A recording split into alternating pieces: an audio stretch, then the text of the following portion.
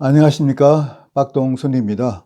오늘은 문재인 당신은 이제 더 지체하지 말고 대통령직에서 내려오십시오라는 제목으로 문재인 대통령에게 보내는 편지를 읽어드리려고 합니다. 물론 이 편지는 직접 보낼 것이 아니고 일종의 공개 서한의 성격을 띠고 있습니다. 지금부터 편지 전문을 읽어드리겠습니다. 문재인 대통령에게 당신은 어제 광화문에서 서울역까지 모인 그 많은 국민들이 당신의 하야를 촉구하며 외치는 소리를 들으셨습니까? 이것은 당신께서 조국과 함께 청와대를 떠나라는 국민의 명령입니다. 이제 더 지체하지 말고 대통령직을 그만두고 조국과 함께 청와대를 떠나십시오. 그리고 국민의 질타와 법의 심판을 받으십시오. 당신이 대통령이 된 지 2년여 국가 안보는 허물어지고 경제는 파탄이 나고 국민의 생활은 도탄에 빠졌습니다. 문재인 당신이 대통령직을 떠나야만 되는 이유는 산처럼 많지만 그중에서 중요한 것만 말하면 알아와 같습니다.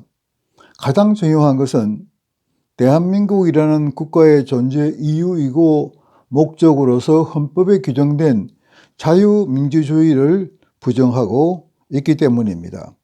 당신은 이미 초중등학교 교과서에서 자유민주주의에서 자유라는 말을 빼버렸습니다.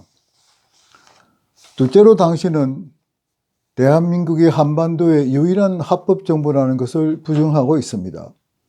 1948년 8.15 대한민국 건국을 정부 설립으로 바꾸려고 하고 있습니다. 이것은 대한민국을 부정하려고 하는 것입니다. 셋째로 당신은 스스로 대한민국의 대통령이라는 것을 부인했기 때문입니다. 당신은 2018년 9월 북한을 방문하여 스스로를 남쪽 대통령이라고 소개했습니다. 당신은 이조시대 남쪽 어느 시골의 한 태소에 불과합니까? 당신은 대통령은 외국에 대하여 국가를 대표한다는 헌법 제66조의 규정을 위반했습니다. 당신은 북한 정권 수립에 공헌하고 대한민국 정복에 앞장선 김원봉이라는 사람을 그것도 헌청일 기념식 기념사에서 그가 민족의 독립운동 역량을 집결하는 데 기여했다고 칭송했습니다. 넷째로 당신은 대한민국의 법규에 의해 대통령이 되었음에도 불구하고 촛불혁명으로 대통령에 당선되었다고 말했습니다. 촛불혁명은 혁명이 아니고 하나의 시위에 불과한 것입니다. 촛불 시위로 당신이 대통령이 되었다면 당신은 법적으로는 대한민국의 대통령이 아닙니다.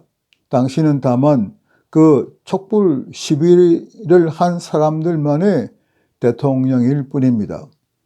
이상을 요약하면 당신은 대한민국은 한반도의 유일한 합법정부라는 헌법 제3조를 위반했고 대한민국의 자유민주적 기본 질서는 대한민국의 근간이라는 헌법 제4조를 위반했으며 대한민국 대통령이라는 것을 스스로 부인하고 대한민국의 무장 해제에 가까운 북한과의 군사합의, 미사일 발사 등 거듭된 북한으로부터의 군사적 위협에 대한 침묵과 무대책, 지소미아로부터의 탈퇴 결정과 한미, 반미, 반일, 친북, 친중 정책으로 대한민국의 안보를 위험에 빠뜨렸다는 점에서 당신은 대통령은 대한민국의 독립, 영토의 보전, 국가의 계속성과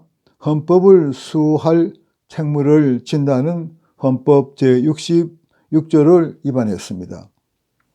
당신이 추진하고 있는 남북한 연방제는 대한민국의 국가로서의 계속성을 정면으로 부인하는 것을 당신은 알기라도 합니까? 그리고 당신은 여러 차례 사법권을 방해했습니다. 당신은 변호사 출신이기 때문에 사법방해가 중죄에 해당된다는 것을 잘 아실 것입니다. 당신이 행한 최근의 사법방해 행위는 조국 법무장관 관련된 조사에서 노골적으로 그 조사에 개입한 것입니다. 위에 말씀드린 것은 당신께서 대한민국의 헌법과 법률을 위반한 것으로서 탄핵에 중대한 사유가 되는 것입니다. 그리고 이 사유는 당신이 법원 심판에 붙인 박근혜 전 대통령의 탄핵 사유에 비하면 하늘에 닿을 만큼 더 높고 바다 밑에 닿을 만큼 더 깊다는 것을 당신은 아시기 바랍니다. 이 밖에도 당신은 취임 초부터 소위 적폐청산, 급격한 최저임금 인상, 주 52시간 실시, 대기업에 대한 사찰, 원전 폐쇄, 태양광 발전 추진, 4대 강보 해체 등 정책을 펴 경제를 파탄내고 대기업은 물론 중소기업, 소상공인들의 사업을 극도로 어렵게 했으며 민생의 삶을 또한 어렵게 했습니다.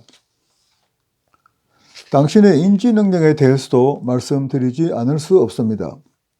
저는 당신이 대통령 후보였을 때, 당신이 대통령이 되어 외국 정상들과 회담할 때, 그리고 기자회견을 할 때 당신께서 상대방의 말을 알아듣는데 좀 문제가 있는 것은 아닌지 하는 생각을 가졌습니다.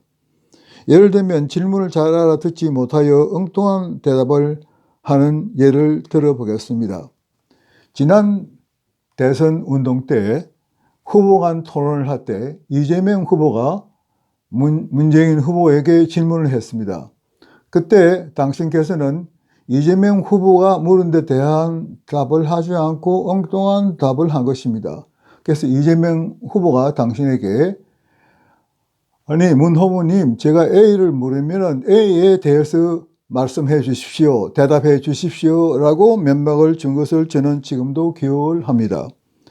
그리고 당신께서 작년 9월 북한 방문을 마치고 돌아와서 내외 기자들과 기자회견을 했을 때 외국 기자들로부터 또는 국내 기자들로부터 쏟아지는 질문에 대해서 적절히 대처하지 못한 것을 저는 아직도 기억하고 있습니다. 대통령의 대화 능력은 국정을 수행하는 데 필수 불가결의 능력이라고 저는 봅니다.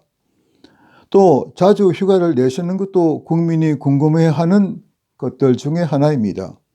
국민은 국가 원수의 지적 능력뿐만 아니라 육체적 건강에 대해서도 알 권리가 있습니다. 당신은 국민을 두 갈래로 갈라놓은 데 대해 책임을 져야 할 것입니다. 대한민국 건국 이래 국민이 이렇게 두 갈래로 극심하게 분열되었던 일은 없었습니다. 왜냐고요? 전체 국민 중에서 한 점도 안 되는 소수의 소위 주사파들이 당신과 함께 청와대를 점령한 이후 정치, 외교, 군사, 경제, 문화 등 여러 분야에서 친북 정책을 펼침으로써 절대 다수 국민의 의사와 다른 정책을 펴왔기 때문입니다. 이전 대통령들 때에도 소위 우파와 좌파는 있었지만 지금처럼 분열되었을 때는 없었습니다. 심지어 김대중, 노무현 전 대통령 때에도 지금과 같은 분열은 없었습니다.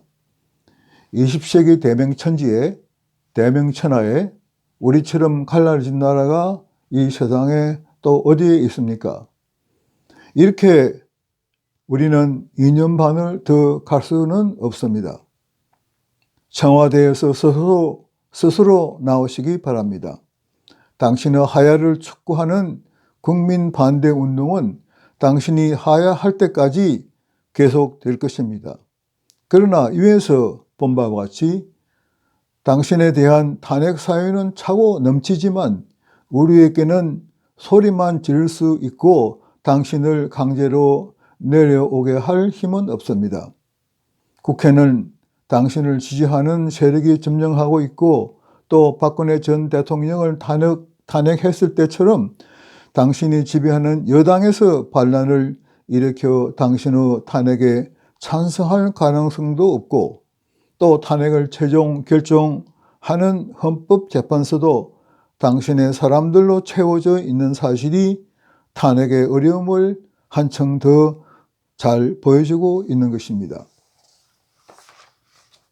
대한민국의 대통령들은 대부분 재임 중에 또는 퇴임 후에 불행을 맞이했습니다. 건국의 아버지 초대 이승만 대통령은 4.19가 나자 하와이로 망명하여 객지에서 고독하게 생을 마쳤습니다. 박정희 전 대통령은 부하가 쏜 권총에 맞아 피살되었습니다. 전두환, 노태우 전 대통령도 퇴임 후에 재판을 받고 옥고를 치렀고 전두환 대통령은 지금도 재판에 나가고 있습니다.